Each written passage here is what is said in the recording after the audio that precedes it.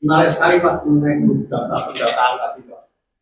Ini lihat di masjid saya itu dari apa yang saya dapatkan di sini itu untuk data itu ada jamaah, ya betul juga ternyata ya katanya munculnya ya korban mau pada dalam kita ini. Tapi ada yang lebih penting lagi itu ketika Idul Kurban itu ada Sohibul Kurban. Tahun ini tempat saya itu ada 28 sama 18. Kita berpikir terinspirasi dari tadi. Kalau ingin membuat data Sohibul Kurban dengan harapan itu nanti ke depan sekarang itu dapat 50 Sohibul Kurban dengan pendataan seperti ini dan dipublikasikan sangat mungkin nanti bisa bertambah. Itu kira-kira seperti apa gitu. Yang mungkin juga Bapak pengalaman lakukan. Iya. Sebetulnya ada satu slide yang belum saya sampaikan. Jadi sebetulnya nanti materi korban ada khusus, nanti Ustaz Irfan yang sampaikan. Tapi ada di sini. Khusus korban sebenarnya ya. Khusus korban. Nanti Ustaz Irfan. Dia juga anggota Juleha, mungkin sangat kenal dengan Sanajar ya. Jadi pendataan. Salah satu kuncinya memang transparansi Pak ya. Salah satunya transparansi. Jadi kadang-kadang orang kita itu ketika beramal itu kadang-kadang memang melihat atau menunggu orang lain, sehingga ketika kurban atau apapun lah amal soleh juga, ya memang kita nggak lihat niatnya ya. Kita nggak usah lihat niat, nggak usah. Bukan berarti nggak penting, tapi bukan tugas kita melihat niat. Tapi ketika memang program-program transparansi disampaikan kepada jamaah, itu akan memicu untuk jamaah lain itu mengikuti. Sehingga memang ada slide terakhir itu tentang digitalisasi. Fungsinya apa? Publikasi. Tujuannya transparansi, modern dan trans. Dengan kita transparan, apalagi dengan digital sekarang ya. Besok ada materi digitalisasi Pak. Nanti Mas Bin yang banyak. Sehingga dengan kita transparan tadi munculkan trust, kepercayaan, sehingga tidak ada lagi katakanlah tadi kalimat misalkan bendahara diminta pertanggungjawaban, nggak masa nggak percaya. Tapi intinya begitu Pak, bahwasanya pendataan kemudian publikasi data hal-hal yang layak dipublikasikan, maksudnya gitu ya. Kalau data profesi gajinya kira ya nggak usah dipublikasikan ya. Ya profesi boleh disampaikan, tapi gajinya kira perlu juga dipublikasikan tentang profesi jamaah atau keahlian itu Pak. Oh ternyata di masjid kita punya keahlian, punya ahli ini aja, sampaikan ke jamaah. Ternyata Sohibul Kurban kami di tempat kita sekarang sekian puluh orang. Nah salah satu misalkan kurban ya, untuk memberdayakannya. Salah satunya kalau kami membuat kebijakan beli hewan kurban itu adalah dari lingkungan sekitar. Makanya ada beberapa Sohibul Kurban itu pemilik hewan karena dibeli sekalian kurban. Intinya kita memberdayakan, salah satunya melalui kurban itu memberdayakan jamaah sekitar sedapat mungkin maksudnya gitu ya. Tapi jangan sampai mengesampingkan aspek syariah dan sebagainya. Kalau di masjid kami itu kan masjid tengah kota dan kemudian transit. Saya juga belajar dari pengalaman takbir yang sebelumnya. Itu memang dalam hal membeli korban bervariasi macam-macam. Kemudian dari pelajaran itu saya coba untuk punya idealisme bahwa saya harus bisa meyakinkan dulu kepada Sohibul Kurban. Caranya apa? Saya harus mencari sapi dulu. Cari sapi yang kira-kira bisa kita DP hanya sekian, tapi saya bisa beli banyak gitu. Kalau ukurnya begini, biasanya menjadi segini berapa? Antara 4 sampai 5 DP berapa? Kebetulan saya juga mendapatkan suatu tempat perempuan sapi di sana, ada hubungan dekat karena ini untuk izin seperti tahun-tahun yang lalu. Udah pilih aja berapa jumlahnya, sekian, DP sekian, udah nanti kalau ada 2 atau 3 nggak masalah. aplikasikan ya Pak. Ya. Ternyata dari segi pesimis, hampir pesimis menjadi optimis. H-3 sudah terbentuk semua. Ini saya coba. Tapi juga saya dengan protes dengan jamaah, dengan pamer-pamer yang lama itu, yang dulu lama itu, karena mereka kemarin membuka ruang. Kalau yang mungkin itu saya kan langsung masuk bendara, makanya kumpulkan di sini, kumpulkan sini. Dia dapat sapi satu, cari sendiri sana, itu sehingga sapinya masing-masing. Dan pola saya ini sudah di satu perusahaan, ya terus sampai tempat baik diterima benar sudah yang lunas. Ini kembali yang saya lakukan seperti itu. Nah, dari pelajaran itu, pengalaman itu, saya kepingin untuk mendata itu. Cuma karena saya ambil baru, kalau saya mendata soal itu korban sapi maupun kambing, kira-kira itu ya enggak, pantas enggak, terus itu yang saya tanyakan ke sini. Ya sebetulnya menurut saya tidak apa-apa Pak ya. Kalau yang nanti di Facebook juga ada ya. Salah satunya adalah memang betul mendata sohibul kurban. Sehingga tahun depannya kalau masih sudah punya itu, tahun depannya dihubungi itu sohibul kurbannya mau dihubungi, tidak apa-apa dihubungi ya, tidak ada salahnya Pak, dihubungi. Bahkan kita ada surat, kalau yang sudah profesional itu ya disurati. Nanti ada surat saya kesepakatan, bukan kesepakatan ya. Surat wakalah, akad wakalah. Iya. Jadi panitia kurban itu kan statusnya wakalah, wakil kan sebetulnya kan. Wakil dari sohibul kurban. Kan tidak ada amil kurban, tidak ada. Nah, itu wakalah sebenarnya, wakil kurban. Nah, nanti di situ ada akad sebetulnya Pak. Jadi setiap sohibul kurban disodori tadi, dari formulir tidak apa-apa Pak, formulir. Justru Pak, ketika kita menyampaikan surat formulir itu, saya yakin ya, insya Allah itu justru menjadi semakin percaya sama ini. Oh, ini dikelola dengan baik, dikelola dengan serius. Jadi salah satu nanti butuh akad di situ adalah akad perwakilan, akad wakil. Jadi bukan akad amil ya. Kalau amil tidak ada. Gitu. Akad perwakilan, bahwa mewakilkan itu apa? Pencarian, yuk misalnya ya, akad perwakilan untuk mencarikan hewannya, akad perwakilan untuk membelikannya, akad perwakilan untuk penyembelihannya, akad perwakilan untuk pembagiannya, sampai begitu. Ya. Tadi saya belajar dari masjid sebelah. Masjid sebelah itu sebulan sebelum hari dia sudah final. Jumlahnya sekian, terus yang itu sekian sudah masuk. Tempat saya masih buku-buku Pak. Ya, tapi saya optimis. Oh ya betul, baik, masya Allah. Nah, berdasarkan data kurban kemarin, biasanya dapat surati, data ini dapat bagus gimana? Tadi Pak, untuk menunjukkan bahwa takmir itu benar-benar bekerja serius. Nah, itu justru menunjukkan ya Pak. Tidak,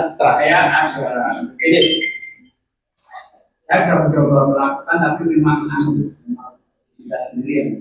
SDM-nya yang kurang siap. Itu mungkin ada dari teman-teman sendiri yang sudah melaksanakan ya. Jadi kita dari awal itu setelah Idul Adha itu bisa, kalau kita ingin memaksimalkan jumlah sapi itu jauh hari kita membuat semacam iuran. Jadi umpamanya per bulan 300.000. Nah nanti kan sekitar 10 bulan berikutnya kan 3 juta. Nah tinggal ditambahi kurangnya itu berapa, atau memang dimaksimalkan iurannya nanti sampai harga 23 juta umpamanya. Nah dibagi 7 umpamanya. Nah kita mencoba untuk umumkan ke jamaah siapa yang mau iuran sapi untuk biar tidak memberatkan sohibul kurban, atau ada sohibul kurban yang pengennya itu nyicil rasanya. Nah, itu kalau ada bilang jenis iuran atau arisan sapi. Ada solusi. Nah, kalau itu masukkan. Jadi bisa dengan cara nabung kurban bisa. Kan di BND itu kan juga ada semacam apa namanya untuk kadernya datang mengambil. Bahkan begini Pak, bisa juga begini Pak. Saya dulu mau motivasi jamaah ini. jamaah Bapak Ibu, mau nggak ini di bulan Syawal ini penjenengan nyicil pahala kurban? Belum masuk Dzulhijjah tapi sudah dapat pahala kurban. Gimana caranya Pak? Nabung. Kan sudah ada niat dan nabung berarti kan sudah dapat, insya Allah sudah dapat pahalanya berkorban. Pak. Jadi pahala kurban Pak tidak hanya didapat ketika besok kita bulan di Idul Adha, tapi insya Allah kita bisa sekarang sudah mencicil mengambil pahala kurban dengan cara Pak niat dan sudah mulai ilham kurban ya bisa nanti Bapak nabung bisa kan dengan cara dengan kurban. Jadi nabung, jadi penjelas bisa aja mulai sekarang bikin. Nah, tapi kan tetap harus ada trust dari jamaah. Ini darahnya yang ngurusin. Nah, yang nabi, nabi ya. Kita sih itu Pak. Ya. Gabungan itu nggak siap. Kan ada itu momennya awal juga. Kan kajian. Kajian itu tiap bulan. Tapi dulu begitu Pak. Jadi iming-imingnya, penjenengan mau nggak dapat pahala kurban sejak bulan Syawal Pak? Gimana caranya gitu? Ternyata di antara nabung. Setiap pengajian makanan itu ada yang ngurusi, tapi nanti tetap terasnya harus dibangun. Atau bahkan kami kemarin bikin Pak di pondok ya, itu korban itu hutang Pak. Kita hutangi teman-teman itu. Talangi. Iya kita talangi Pak betul. Teman-teman kita tadi ya salah satu kami itu jualan berbahaya. Teman-teman itu rasa-rasan para sopir korban yang tadi. Jadi gini mas kita kumpulkan yang rasan. Hutangi, terserah kamu ya. Ini udah sampai 2 tahun masih talangi ya. Jadi kami kasih dulu kemarin itu kemarin kita jalan-jalan. Kami dari kandang itu kasihkan para teman-teman itu silakan milih domba sendiri, harganya kita samakan semua, kalau karmu miliar, gitu. Tapi nanti tulis nanti komitmennya kapan bayarnya dan sebagainya. Alhamdulillah juga teman-teman bisa berbadan. Kita memberikan program sampai sebulan, alhamdulillah ternyata nggak sampai sebulan ternyata yang lunas ternyata Pak. Cara pikir kan boleh utang itu, boleh saja korban, boleh. Gitu. Utang motor aja boleh, ya. Ternyata utang korban itu karena apa? Sebetulnya dia mampu, cuma belum pegang uangnya saat itu. Ya ternyata alhamdulillah rata-rata 2 bulan itu lunas ternyata. Padahal kita berikan kesempatan 10 kali. Alhamdulillah hari ini bisa korban, baru sekarang bisa korban. Nah, banyak hal yang bisa menjadi solusinya. Ketika kita memang tadi Pak, ya kreatif, pikir sedikit, serius kan gitu. Ya mau bilang ini Pak, menarik juga Pak ini saya sampaikan ini. Dalam memilih korban sapi atau kambing ini menarik sekali. Ada yang sangat idealis, ya dulu korbannya kambing, biasa kambing. Terus ada yang pandangannya lebih bermanfaat. Kalau saya berikan kambing dengan harga itu, kalau saya berikan kambing dengan harga segitu, itu kemanfaatannya dibagi itu sedikit. Tapi kalau untuk sapi itu dia tidak hanya memandang ini kambing, tapi memandang segi pemanfaatannya. Perbandingan sapi, ya perbandingan sapi, pemanfaatannya baik. Aku tidak ikut sapi, saya bisa memberi manfaat. Nah ini cara ada yang semula itu dia idealisme seperti itu, tapi dengan pengarang tertentu yang dekat-dekat bisa malih dari sapi itu. Itu gimana ini? Setelah saya Betul Pak, ya itu juga mengalami. Khususnya di sini kalau kami Pak, di sini Pak. kajian ya. Akhirnya yang memberikan pesan bukan kami sebagai toko dewi, bola dewi ya. Nah, kita Ustaz Fajar. Ya akhirnya kita manggil Ustaz untuk mengisi korban. Nah, ya teman-teman juga fikir yang lain. Saat itu kami juga undang Ustaz untuk memaparkan soal fikir korban. Ya, termasuk kan dulu kan biasa ya di tempat pertama itu termasuk misalkan apa panitia yang jadi polemik ya biasanya ya panitia menjual kulit ya, jadi polemik kan awalnya itu kemudian panitia mendapatkan jatah itu jadi polemik kan masa itu jadi bahan bicaraan lah gitu ya panitia masak gimana punya sulit dijual Kan pertemuan kelima. Akhirnya kami undang, udah Ustaz dipanggil, dia nyampaikan, kembalikan para jamaah dengan mau manut pendapat jenengan atau pendapat Ustaz tadi kan gitu aja. Jadi kuncinya di sini kalau memberikan pemahaman pada jamaah itu penting sekali makanya. Karena saya ulang berkali-kali, kajian fikih akidah itu merupakan pembinaan yang wajib bagi jamaah kita. Kalau sebetulnya kalau teman-teman yang di sini itu semakin memperbanyak dewan korban ya dari seluruh korban ya. Jadi masalah itu pengelolaannya, penyembelihannya sampai dengan distribusiannya itu yang menjadi masalah. Kalau di kampung saya itu orang-orangnya itu kan sangat tidak yang profesional gitu loh. Nah, saya khawatir begitu dia banyak nggak selesai malahan.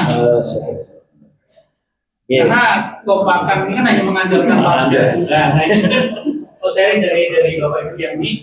Oh, ini aja Mas profesional, nanti gini lah. Mungkin itu yang dimasukkan. Mungkin ada maksudnya sekarang semula hanya mampu 3, bisa menjadi 4, bisa menjadi 7. Bisa saja saya mencari lebih dari, tapi siapa yang akan mengerjakan? Ini yang mungkin kita belajar memang punya. Ini informasi. Nanti di kelasnya ada materi tapi nggak detail dari Mas Irfan nanti. Nanti Pak, ini kan mau outing kelas atau mungkin di luar jadwal, ini kan tahu dulu. Dia itu pembina jurusan di Surabaya. Jadi sudah levelnya beda. Mau tahu dari bikin korban, pengelolaan sampai memilih ISO dan sebagainya nanti dia. Sampai pelaksanaannya Tapi tidak ada satu. nanti di rumah. Selain tambah. Ini luar biasa loh ya, luar biasa. Jadi ini pemberdayaan kelas nih, budaya jamaah. Saya belum tahu yang lain ahli apa. Nanti ada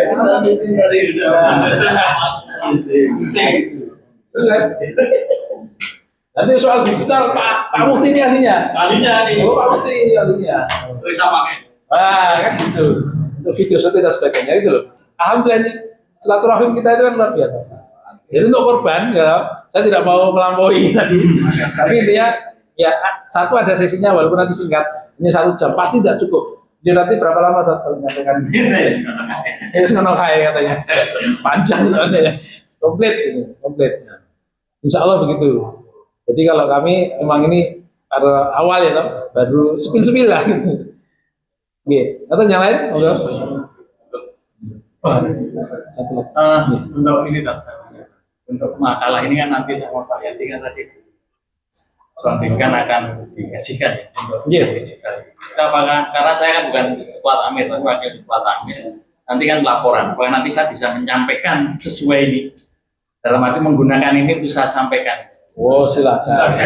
Penjenengan tidak perlu izin, tidak perlu ijazah. Wah, minta ijazah dari saya. Oh, tidak perlu. Tidak perlu. Dengan pakai semuanya, wah, alhamdulillah kan. Bermanfaat. Nah, file PPT-nya monggo nanti bisa. Yang penting kan Pak, nomor WA nih. Masalah telepon juga. Silakan. Ya kemarin kami kirim PDF karena kalau kami kirim PPT resikonya tadi memang biasanya berubah karena beda Windows-nya. Makanya kalau mau PPT-nya silakan, tapi ada kemungkinan nanti bisa berubah kalau PPT-nya. Maka kami kirim kemarin PDF-nya. Silakan aja kalau mau berubah. Dan semua materi di kita nggak ada yang dirahasiakan, jangan sebarkan, tidak ada. Justru malah senang kalau kita disebarkan. Tidak perlu minta izin. Tidak perlu minta izin. Cukup lagi? Ya. Oke, Bapak sekalian, begitu ikhtiar kita sama-sama sekali lagi ini sama-sama belajar ya. Apalagi di bidang tata kelola jamaah itu memang paling cukup hal yang cukup membutuhkan seni sebetulnya kan. Manajemen itu kan seni. Manajemen itu seni. Ini manajemen kelola jamaah itu seni. Maka setiap tempat bisa menjadi berbeda. Nggak bisa ditiru plek. Oh tempat sana begini belum tentu contoh. Maka di awal kita sampaikan perlunya penjenengan pemetaan terhadap jamaah, pendataan terhadap jamaah, maunya seperti apa. Syukur-syukur bisa ketemu, bisa klop antara takmir dengan dengan jamaah. ini mudah-mudahan saya tidak riya, tapi begini Pak. Untuk mengelola jamaah atau merubah masjid riyatan yang kami lakukan dulu sebetulnya tidak harus menjadi takmir gitu. Sampai sekarang kita masih ada grup 6 orang. Ini menjadi motor masjid dan tidak ada yang jadi ketua takmir. Tapi setiap program-program biasanya kita bahas secara internal tim ini. Oh nanti jadi. Kita mengkomunikasikan. Ya kita takmir, kadang kita ajak ngobrol. Oh akhirnya programnya jalan. Artinya semua hal ini bisa kita jalankan kalau dalam rangka kita ingin beramal itu jadinya. Bukan kita jadi pengaruh, bukan. Kita pengen cari nama, bukan. Tapi kita pengen itu beramal. Ini. Demikian. Subhanallah warahmatullahi wabarakatuh. Assalamualaikum warahmatullahi wabarakatuh. Waalaikumsalam.